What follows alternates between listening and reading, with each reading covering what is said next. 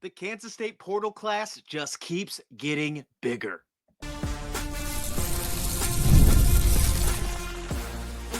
You are Locked On Kansas State, your daily podcast on the Kansas State Wildcats, part of the Locked On Podcast Network, your team every day. Yes, welcome on into Locked On Kansas State, your daily Kansas State Wildcats podcast. I'm your host, Christian Rauh, and thank you so much for making Locked On Kansas State your first listen every single day. Welcome back to my everydayers. Thank you so much for moving Locked On Kansas State to over 500 subscribers. We're on our way very quickly to 600. So if you haven't yet, go ahead and click that subscribe button below right now. Before we get started into this episode, because we have a very fun one, the transfer portal continues to grow. Portal chatter is in full effect. This episode is brought to you by Game Time. Download the Game Time app, create an account, and use code LOCKEDONCollege for $20 off your first purchase. Well, the reason we are digging in today, the reason we're starting today with some portal chatter is because we got another new commit heading to Kansas State. And it's a big one, in my opinion, because it adds more firepower to a position group that needs the attention. The linebacking group gets their second transfer portal commit and the first Division II commit from the transfer portal in the Chris Klieman era here in Manhattan. Coming out of West Florida, linebacker Ralph Ortiz has committed to Kansas State. Now, you might have heard this name before listening to this show or listening to or reading other things across the Kansas State sports media world, if you will, because Ralph Ortiz has been in the news for us for a potential commit for quite some time now, for about a month and some change, it feels like. And the fact is, he has been with Kansas State. He was going to be with them for quite some time. Now, we just never got that commitment, never got an official announcement, I should say, and we still never did. But we finally got some confirmation that he has enrolled in campus, and he is beginning to take classes. Ralph Ortiz will be playing for the Kansas State Wildcats in 2025. Division II University of West Florida. This linebacker was great in his time over at that university. According to On3, as a redshirt freshman, he did redshirt in 2022, and as a redshirt freshman in 2023, Ortiz totaled 37 total tackles, including 6.5 for a loss. He did have 1 sack, 3 interceptions, and 7 pass deflections. For that, he earned the Gulf South Conference, which was the conference that West Florida is in Division II, Defensive Freshman of the Year, and was also named Defensive Freshman of the Week 3 times that season. Now, that's 2023. Going over to the West Florida's roster site and digging into his 2024 stats, it looks like he played in, I believe he played in 10 games, if I remember correctly. Now, it might be more. Now, excuse me for counting real quick. Yes, he played in 10 games in 2024, and he got 42 total tackles. He had 3.5 sacks, and he picked up an interception as well. So it looks like he is a nice player of around all traits. He can get to the quarterback. He makes plenty of good tackles. He also had 9 tackles for loss for the record in 2024. So it looks like almost every single statistic, with the exception of the interceptions, which that's not a big deal as a linebacker, went up moving into his second year. So the progression, the slide is on its way up heading into Kansas State. Now, the biggest question, of course, will be this. Can Ralph Ortiz make this type of performance, this type of play? Will it translate from the Division II ranks to the Power 4 level? And that is a fair question because we have never seen this happen at any position group under Chris Klieman. Obviously, we will wait and see if that is the case. But based on these statistics right here, based on what I'm hearing, what I'm reading, looks like the recruiting class, the recruiting crew, and Chris Klieman, of course, that their staff seems pretty happy with putting him on board. Now, this is the position group that I think needed some of the most attention heading in to the portal window. Now, we had a show a few weeks ago mentioning where the priority should have been. I mentioned how wide receiver was definitely at the top based on all the players that exited and just the production that they had last season. That was obviously handled. check mark for sure. Then I said for number 2, I said the secondary. I didn't split it up between cornerbacks and safeties. Regardless of the case, I think Kansas State did a really good job at taking care of that one. Check in the box. Now I do think that linebacker, you can add the check in the box to this one because you add Ralph Ortiz, Division II linebacker. Sure, don't get me wrong. That's going to be a concern because you're going to have that conversation. I'm excited to see what he does in spring ball, but you're going to have that thought process of can those skills translate? And I think that's a very fair conversation to have. But then you add in a guy like Gabe Powers as well, former Ohio State Buckeye linebacker. He heads over to Kansas State as well. We got him earlier this month. So you add 2 more linebackers to the core. 2 more. And I'm sure that if you've been paying attention to Kansas State over the past couple seasons, especially during these transfer portal times, you're going to look at some of those linebacker names and they're not going to impress you. Over those last couple seasons, Kansas State hasn't had the best luck when it comes to picking up linebackers in the transfer portal, and mainly because of just not having production living up to expectations. Can this all change this year? Well, based on what we see from Gabe Powers, which super excited about. You heard our conversation with Joe Tillery last week, how he thinks he's going to be the most impactful players. I tend to agree with him as well. I think he's going to be fantastic. And of course, adding a player like Ralph Ortiz, who is going to have to play with a chip on his shoulder without question, because he's moving up from the D2 level to the Power 4 level. So he has everything to prove, everything to gain. So why wouldn't you want to love that type of story? Always love a true underdog story. And that's exactly what you're getting, whether you like it or not, with a guy like Ralph Ortiz. With the chase, based on the unofficial roster that I'm checking right now, I see 129 players. We have to race to 105 when it's all said and done. Speaking of that, we are going to get to these position groups very soon, starting next week, either Monday or later on in the week, depending on what happens this weekend with the basketball.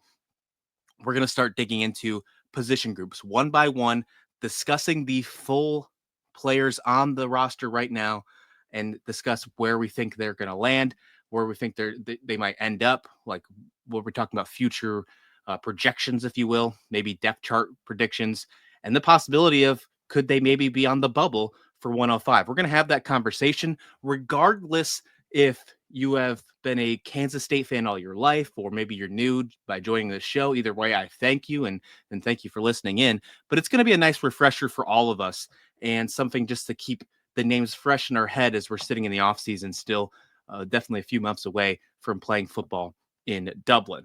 Either way, out of those 129, right now I'm counting 19 linebackers on the roster right now.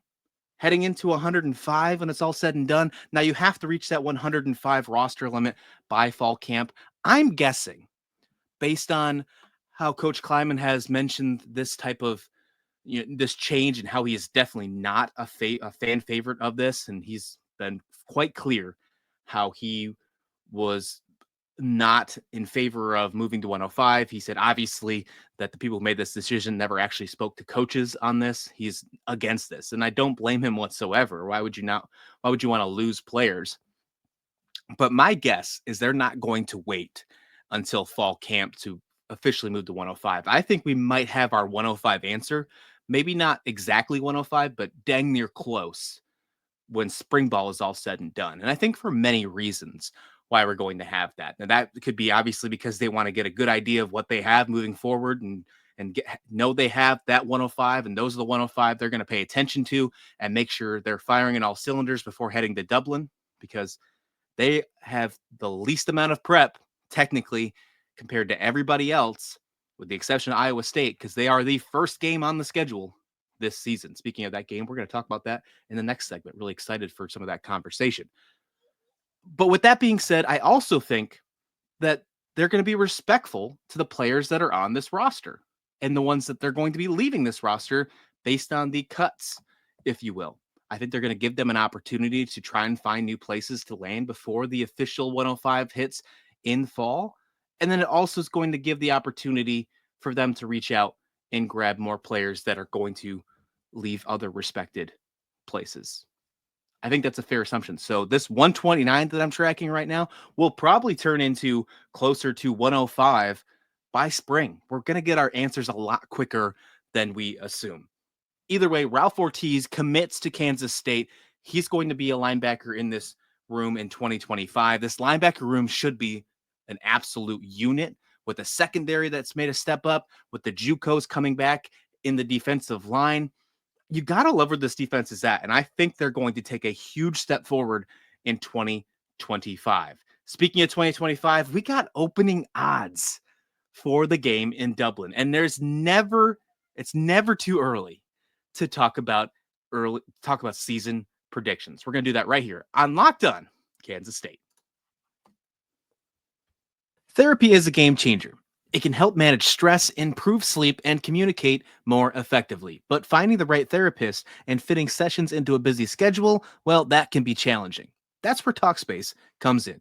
Talkspace is the virtual leading therapy provider that's getting the help you need, easy, accessible, and affordable. With Talkspace, signing up is simple. You can match a licensed therapist who fits your needs, usually within 48 hours, and it's convenient. You can have sessions from the comfort of your home and even message your therapist in between appointments. Plus, Talkspace is covered by most insurance plans, and most insurance members, there is usually a $0 copay. It's never been easier to prioritize your mental health.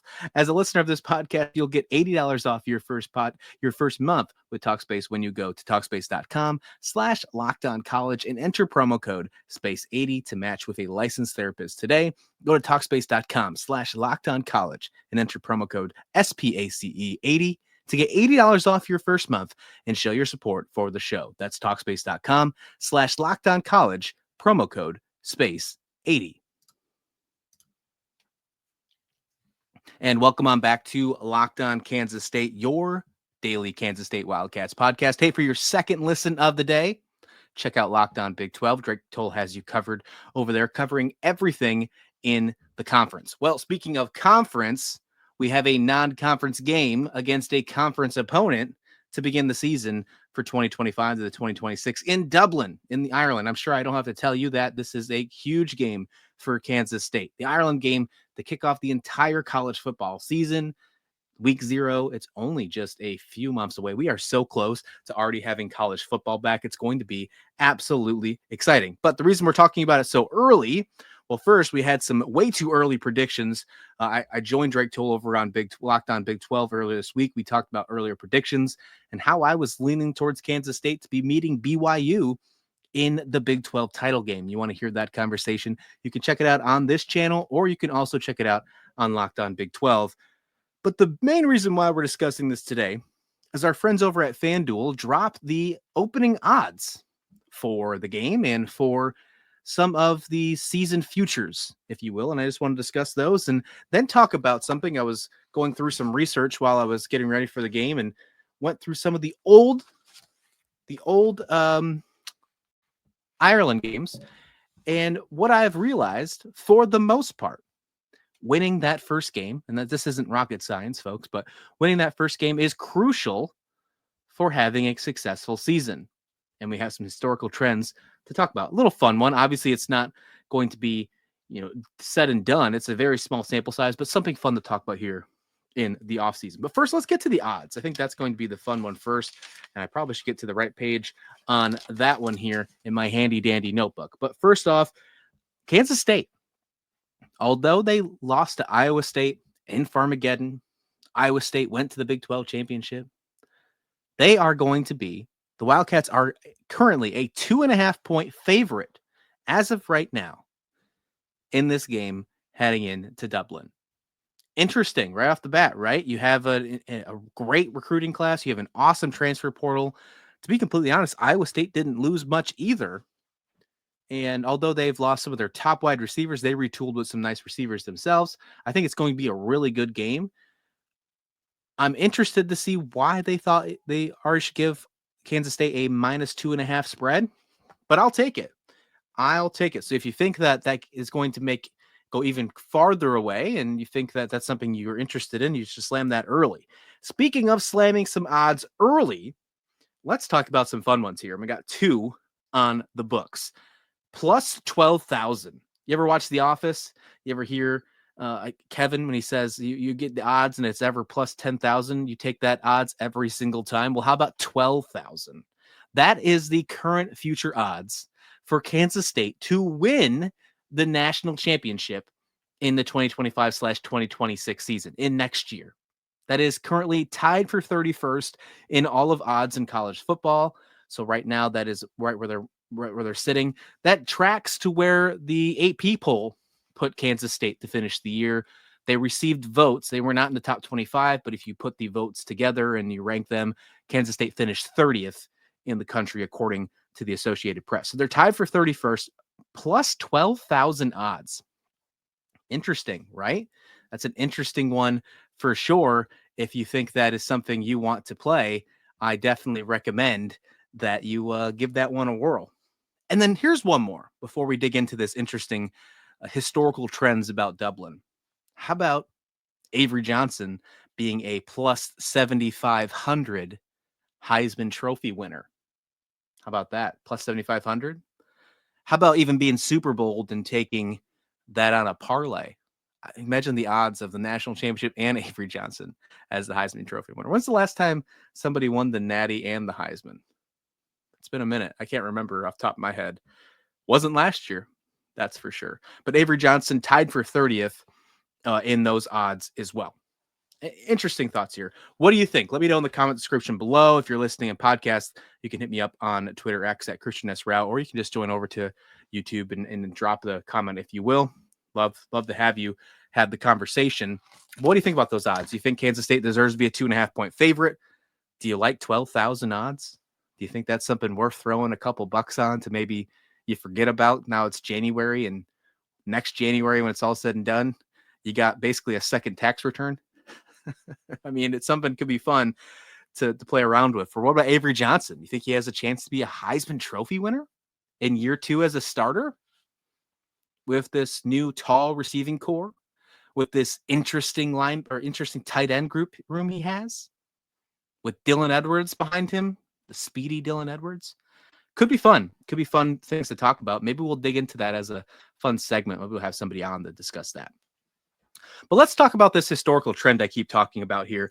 Since 2012, there has been 6 games in Ireland.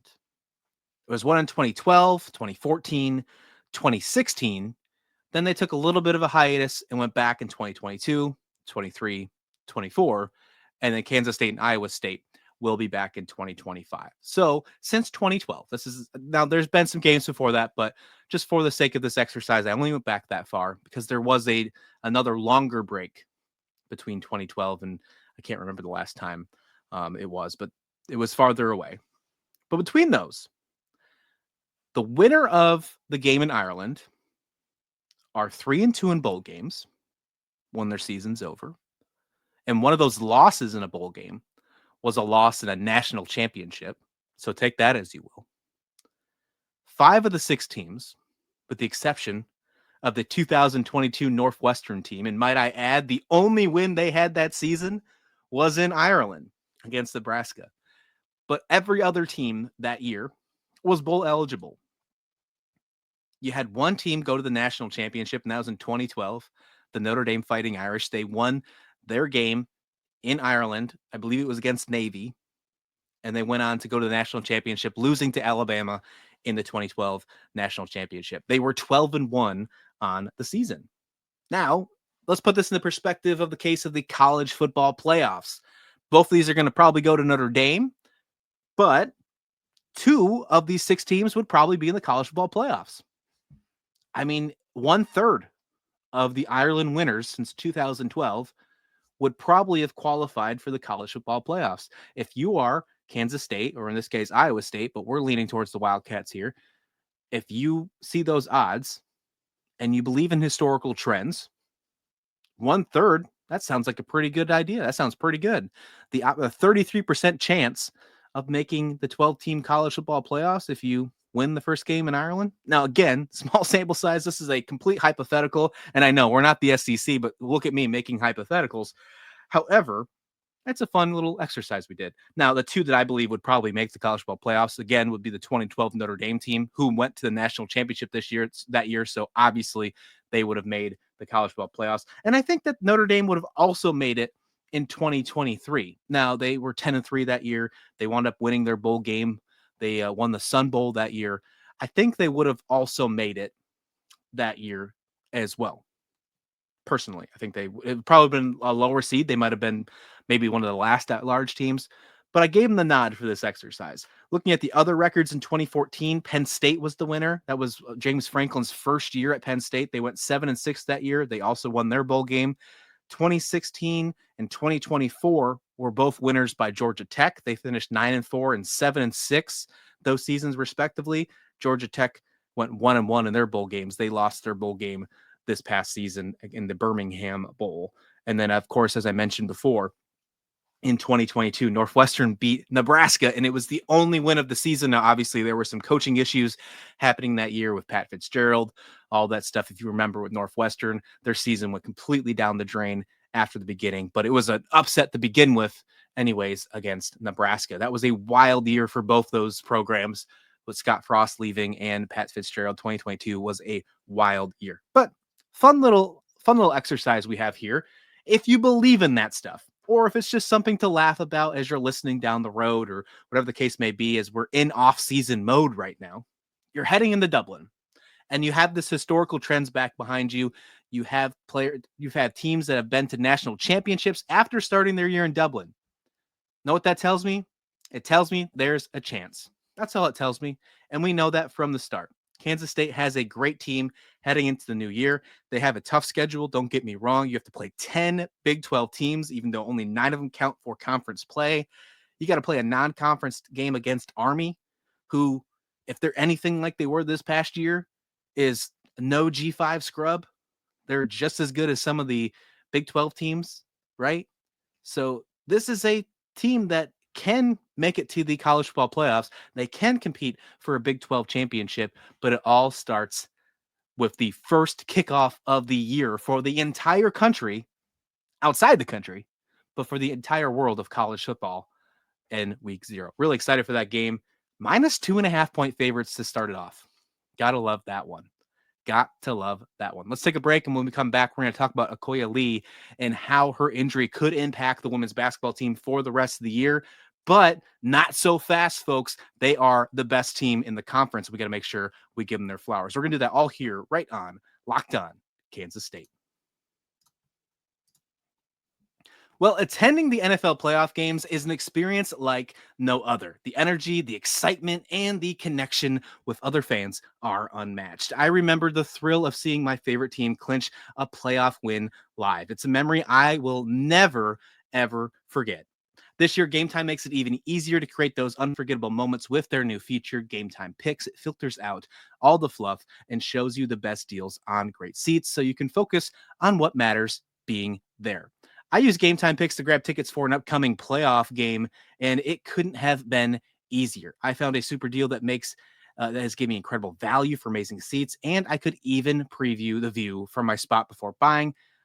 The all-in-one pricing is a game changer for me. No surprise fees at checkouts. That is the best part. If you know you're going to be paying for a $100, $150 ticket, they're already expensive as there is. You have to do those budget planning. You don't want to be bamboozled when you get the checkout and you're paying almost double because of all those fees. You get that peace of mind because you have no surprise fees at checkout. Plus, knowing my tickets are backed by that Game Time guarantee. That is also another peace of mind. So take the guesswork out of buying tickets with Game Time. Download the Game Time app, create an account, and use code LOCKEDONCollege for $20 off your first purchase. Terms apply. Again, create an account and redeem code LOCKEDONCOLLEGE for $20 off. Download Game Time today. Last minute tickets, lowest price, guaranteed. And welcome back to Locked On Kansas State. Be sure to hit that like and subscribe button while we're here.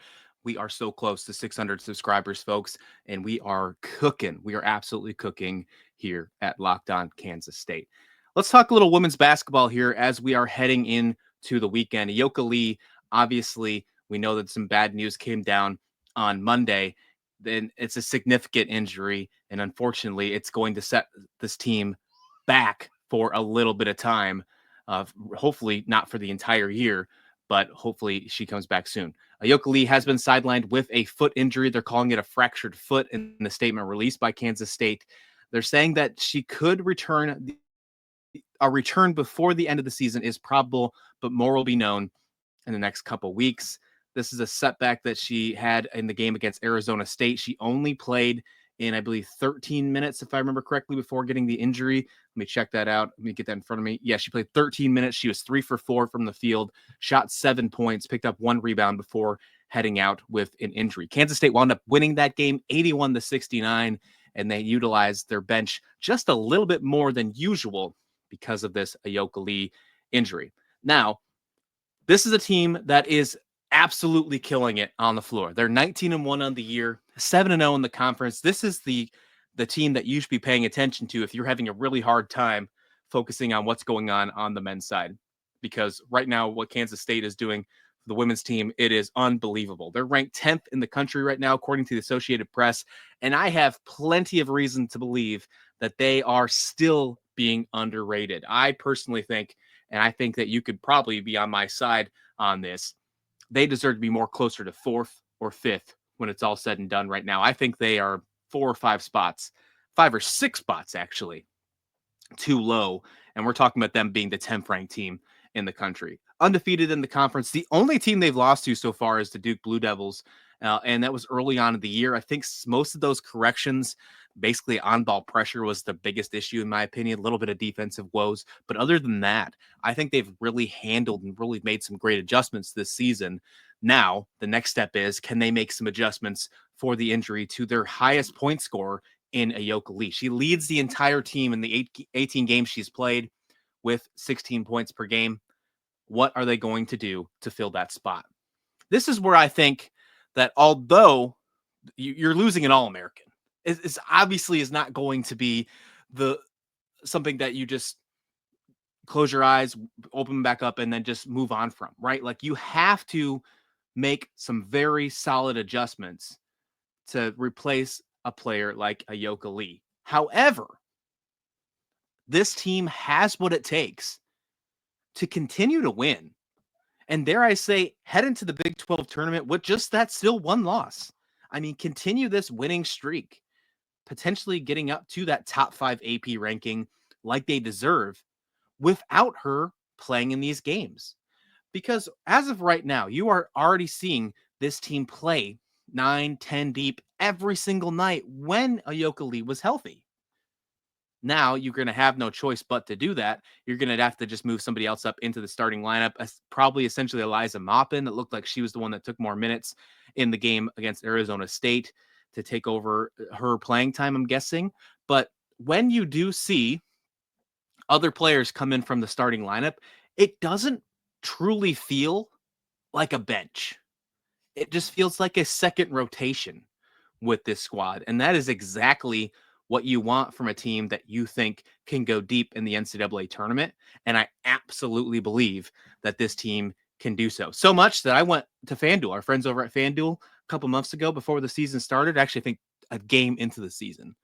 And I went ahead and put a future on them winning the national championship, giving Kansas State their first national championship. I think I got it like plus 9,800 or something like that. The odds might change. The odds might go even better because of the Ayoka Lee injury. So check that out over at our friends at FanDuel. But with the case of scoring, because obviously Ayoka Lee has been the leading scorer, 16 points per game, there is still plenty of shooters on this team that can get the job done. Jeremiah Poindexter, she's fantastic. She finished the game leading the Arizona State game with 19 points when it was all said and done. You have Serena Sundell, who has just been she's the stat stuffer of this team. She's great with rebounds. She's great with assists. I think she still leads the country in assists. And then she also had 15 points in the game against Arizona State. Jalen Glenn, fantastic. She's great from the 3-point line. This is an amazing 3-point shooting team. If you like watching good shooting, good defense, you need to be watching these women Wildcats because they are absolutely insane across the court. And then you have really good players on the bench. I mentioned Eliza Maupin, who's going to have to take a step up. Taryn Side's going to have to probably take a little bit step up as well. She's been really good off the bench. She's like a Serena Sundell light, if you will. It's really exciting to watch her step up. I think we are going to be just fine. It would not surprise me if they had a couple games where they were a little wobbly, but I still think they can get the job done. I think we are still going to be just fine heading into the Big 12 tournament. And hopefully by then we get some good news for Ayoka Lee. She comes back ready to go. And as long as she's healthy for the tournament, the way that they're playing right now, if you can get her back for the tournament, ready to roll, maybe one game before as a tune-up, so you're not heading into playing a 15 seed or 16 seed, wherever they're landing. According right now, bracketology on ESPN currently has Kansas State as a projected 2 seed. So that would mean the first round game, they'd play a 15 seed. So hopefully to ensure you don't get any kind of upsets, because March Madness is a completely different beast. We all know about that. Hopefully you can get her playing at least one game before the tournament starts. But I still believe in this team. I still think they have what it takes to get a deep run in March, with or without Ayoka Lee. But obviously having her there would make this team an absolute juggernaut come March. Let me know your thoughts in the comment description below. We got plenty to talk about for the rest of the week. Heading into the weekend, we got 2 basketball games coming up. They're taking on Colorado this weekend. Should be a really good game. Colorado's on a 2-game losing streak, but both of those were on the road. They're back in Boulder now. The last 2 games that Colorado has played at home, they've won. And one of those was including the Jayhawks. So something could be interesting for this matchup right here. This will be a nice gut check. The first game without Ayoka Lee because of injury on the road in Boulder against Colorado. Kansas State could use this as a statement performance heading into the weekend. So hopefully that happens. We'll be talking about it all here on Locked On Kansas State. But until then, please like the video, please subscribe. And until then, this has been Locked On Kansas State.